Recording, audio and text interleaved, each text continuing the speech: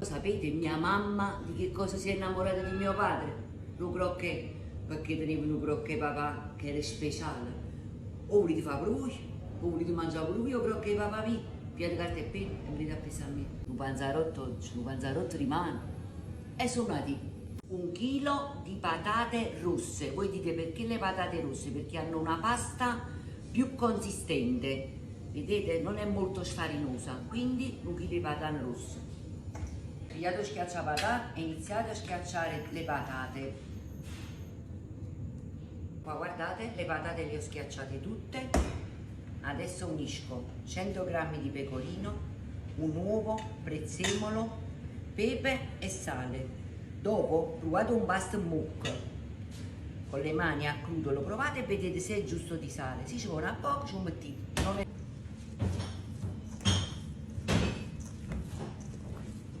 Ragazzi, siccome vi ho spiegato che la patata questa qua rossa è un po' diciamo a pasta più densa, io ci aggiungo un altro uovo. Ecco qua.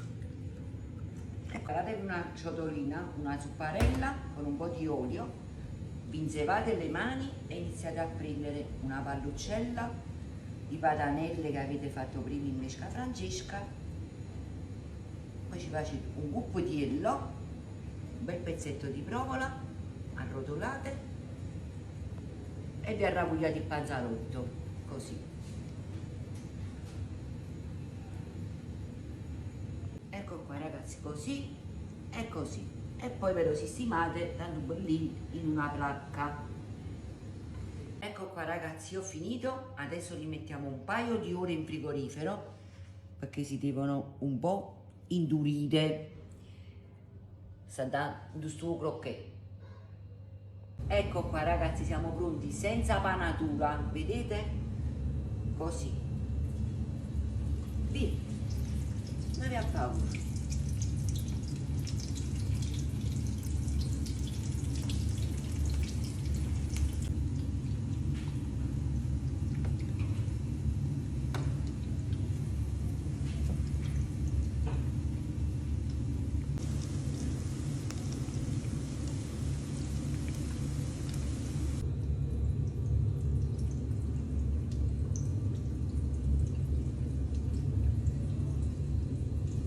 Ragazzi, guardate che bellezza, e poi che sale.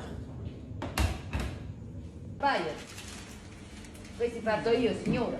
Non che pochi tengo fame. Buonissimo. Buono. Come ragazzi, Speciale. bello, questo crocchero nonno Armando, la ricetta di mio padre. Come l'hai fatto te?